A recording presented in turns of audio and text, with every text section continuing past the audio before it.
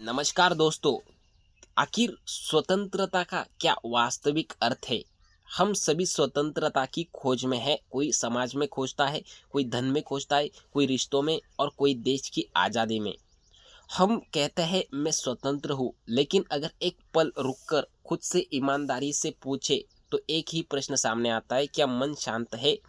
और क्या मन हमारे नियंत्रण में है? अगर क्रोध आए और वह हम रुक ना पाते हैं, अगर इच्छा आए और उस इच्छा को हम मना नहीं कर पाते, अगर भय हमारे निर्णय तय करे, अगर मान्यता हमें उतनी ही अज्ञान और भ्रम में रखती है, हमने न जाने हुए हम किसी बात को समझते नहीं, बस किसी ने कहा इसलिए उसे हम मानते हैं, तो ये कैसी स्वतंत्रता है? हम कैसे मान सकते हैं कि हम स्वतंत्र है?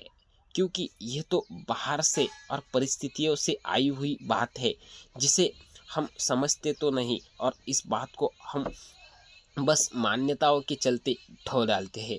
अगर उसी वेदांत और इसी गहरी सच्चाई प्रकट करता है, तो वेदांत हमसे कहता है, वह कहता है कि बाहरी स्वतंत्रता वास्तविक स्वतंत्रता नहीं है, वह केवल परिस्थितियों की ही ढील है। तो हम मानते हैं कि भारत तो स्वतंत्र है, पर क्या सच में ये प्रश्न आता है, क्या हम या मैं स्वतंत्र हूँ खुद के सामने? मैं स्वतंत्र हूँ अपने मन के सामने, मैं स्वतंत्र हूँ अपने विचार के सामने।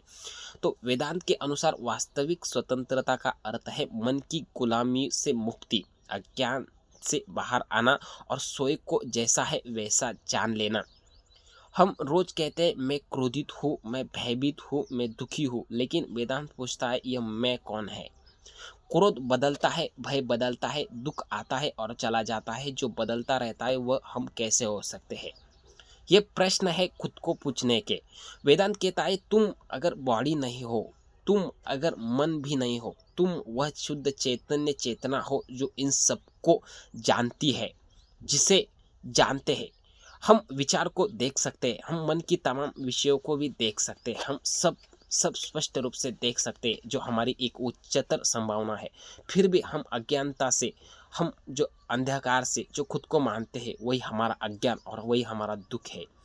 वेदांत इसी बात को, जब मनुष्य स्वयं को केवल शरीर और मन मान लेता है, तो वह परिस्थितियों का गुलाम बन जाता है, लोगों की राय का गुलाम बन जाता है, सुख और दुख का गुलाम बन जाता है। लेकिन जिस क्षण यह स्पष्ट हो जाता है कि मैं इन सब का साक्षी हूँ, उसी क्षण परिवर्तन और भीतरी जो परिवर्तन है वो घटित होता है।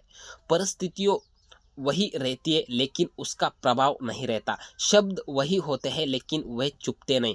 यही वेदांत की वास्तविक स्वतंत्रता है। यह स्वतंत्रता दुनिया से भागना नहीं है, कर्तव्यों को छोड़ना नहीं है, जिम्मेदारियों से बचना नहीं है। यह स्वतंत्रता है जिम्मेदारियों को निभाते हुए भीतर से मुक्त रहना।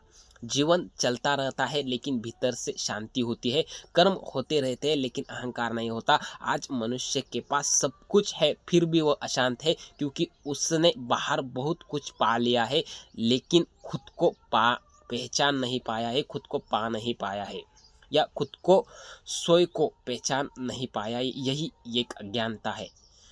आप बाहर तो सब कुछ पाओगे, पर बाहर के पाते अगर खुद के पास आपकी कोई पहचान, आपका अगर वो वास्तविक बिंदु, या आप खुद को नहीं समझते हो, तो वही आपका जो अज्ञान है, यही आपकी एक अलग, और यही आपको स्वतंत्रता दिला सकता है। यही वास्तविक स्वतंत्रता है।